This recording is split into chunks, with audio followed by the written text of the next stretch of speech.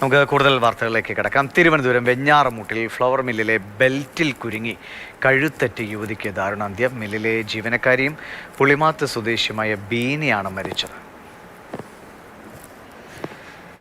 ടപ്പൊന്നൊരു sound കേട്ട് പെട്ടെന്ന് ഈ കാക്ക ഇത് ഓഫാക്കിയിട്ട് ഓടിച്ചൊന്ന് ഇങ്ങനെ വാരി പഠിക്കാൻ വറക്കുന്നതിന് ഇതിൻ്റെ അവിടുത്തെ ആട്ടുന്നത് എന്നങ്ങ് നിർത്തിയിട്ട് കാക്ക അവിടെ കൊണ്ട് ഭയങ്കര വിളിച്ച് അതിലേക്ക് വിളിച്ചു ബിരിയാണി. അപ്പോൾ ഞാൻ ഈ ഇവിടെ വറുത്തുകൊണ്ടിരിക്കുന്ന അടുത്തുനിന്ന് ഓടിച്ചൊന്ന് ഇങ്ങനെ നോക്കി. ഞാൻ ഇങ്ങോട്ട് നോക്കിയപ്പോഴത്തേക്ക് ഇങ്ങനെ കിടക്കുന്നു. പിന്നെ നമ്മളിവിടെ കിടന്ന് വിളിച്ചപ്പോഴും മുളകും മല്ലിയും പിടിച്ചുകൊണ്ട് ഒരു പയ്യൻ നിൽക്കുകയായിരുന്നു. മുളകും മല്ലിയും പിടിക്കാൻ വന്ന ആ പയ്യൻ ഇങ്ങോട്ട് കിടക്കാമെന്ന് വിളിച്ച് ഇവിടെ ഉള്ളവരെയൊക്കെ വിളിച്ച്. ജിബിൻ വിവരങ്ങളുണ്ട്. ജിബിൻ, ഇത് കേൾക്കുമ്പോൾ തന്നെ വല്ലാതെ അസ്വസ്ഥത. എങ്ങനെ സംഭവിച്ചു? എപ്പോഴായിരുന്നു ഇത്?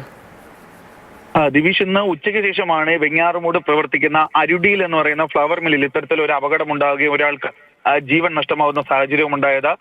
പുളിമാത്ത് സ്വദേശിയായിട്ടുള്ള 46 വയസ്സുകാരി ബീനയ്ക്കാണ് ദാരുണാന്ത്യം സംഭവിച്ചത്. ഇവർ 4 വർഷത്തോളമായി ഈ സ്ഥാപനത്തിലെ ജീവനക്കാരിയാണ്. മറ്റു 3 പേർ കൂടി ഈ സ്ഥാപനത്തിൽ പ്രവർത്തിക്കുന്നുണ്ട്.